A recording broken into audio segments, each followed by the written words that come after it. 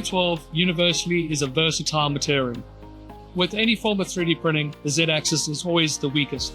However, with MJF, we print at a slight angle, which means that every layer's profile is slightly bigger, and that helps with the Z-axis strength problem. Whether using MJF or injection molding to print in PA12, universally, the plastic is quite durable and strong.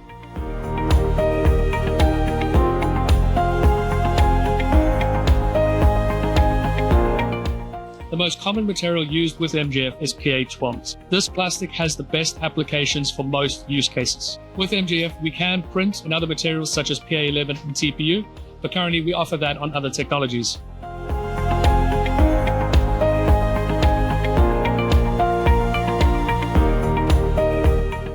Isotropic is when the strength of a part is uniform in all directions.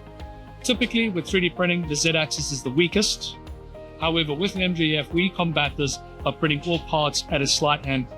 This means that the Z-axis is always a slightly thicker profile, which makes the part stronger.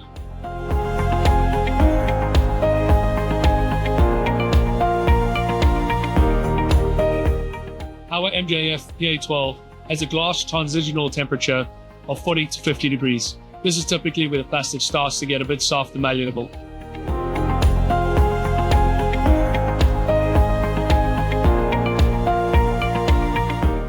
Our MJF PA12 is quite universal and durable for many applications. You can also use design to take advantage of creating parts that are lightweight with lattice, or making something strong by making it a bit thicker in certain areas.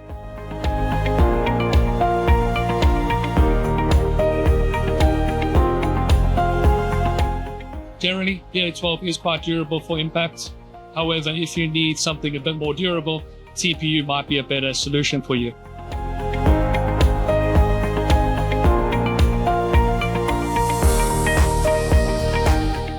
PA12 has good UV resistance, as well as maintaining dimensional accuracy, and it resists degradation.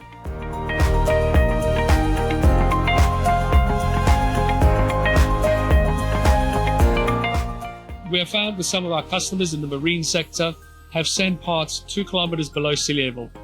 When doing this, they weighed the parts before and after, and the results were negligible.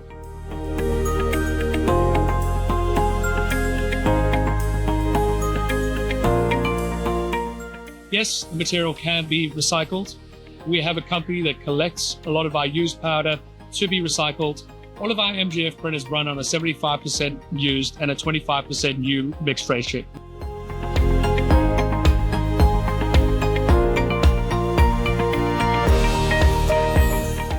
PA11 is a sustainably sourced plant-based thermoplastic. MJF can produce parts in PA11, and we offer PA11 in other technologies.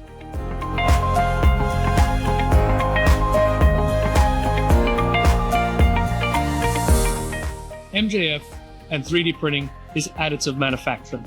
This is a process where you're adding material to what you need, so you're only using the material required, versus subtractive manufacturing, where you're cutting the part out of a larger piece of material, which produces more waste.